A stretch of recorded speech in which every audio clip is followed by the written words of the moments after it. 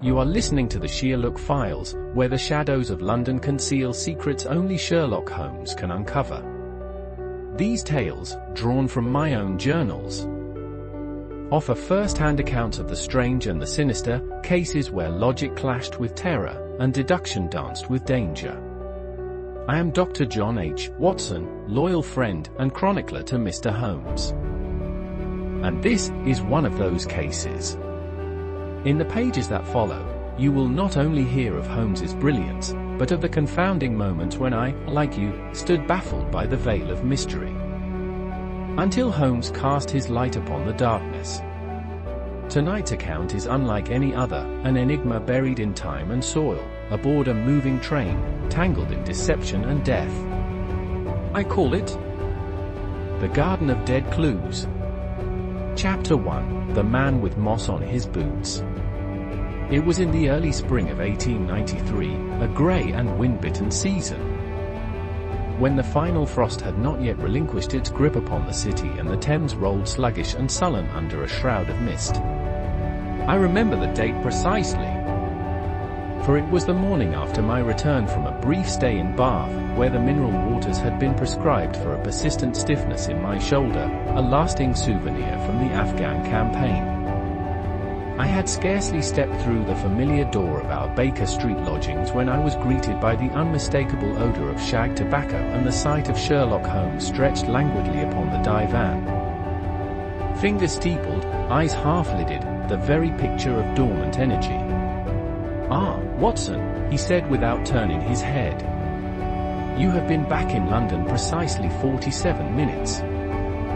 Took the four-penny cab from Paddington, and are carrying with you a copy of the Times, an umbrella you did not require, and a minor gift for your landlady in your left coat pocket."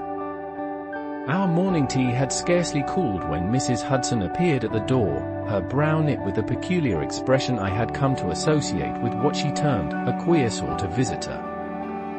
"He's not right, sir," she whispered to me while Holmes poured another cup. "He walked in muttering to himself, sir, looking behind at every step like he were followed. His boots, oh! I never did see such a thing. Moss, sir, green moss, clinging to them like he'd trudged through a forest floor." "Moss?" Holmes sat up with sudden interest. "Show him in at once, Mrs. Hudson." What entered was a man perhaps in his late 30s, though he looked older from the wear about his eyes and the colourless pallor of his cheeks. He wore a serviceable suit, cut a few seasons out of date, and his coat still bore damp streaks from the morning drizzle. As Mrs. Hudson had said, his boots were indeed peculiar, thick with a strange greenish residue. But I feel it in my bones. Holmes regarded him with narrowed eyes, the violin bow in his hand now forgotten entirely. "Do sit down, Mr. Greaves, and begin at the beginning. What is it that has alarmed you?" Greaves settled into the chair opposite Holmes and began to speak in a halting, nervous cadence. He was a landscape architect by trade, he explained, employed by a wealthy patron in Sussex to oversee the redesign of an old botanical estate, an overgrown property known as Windermere Hollow.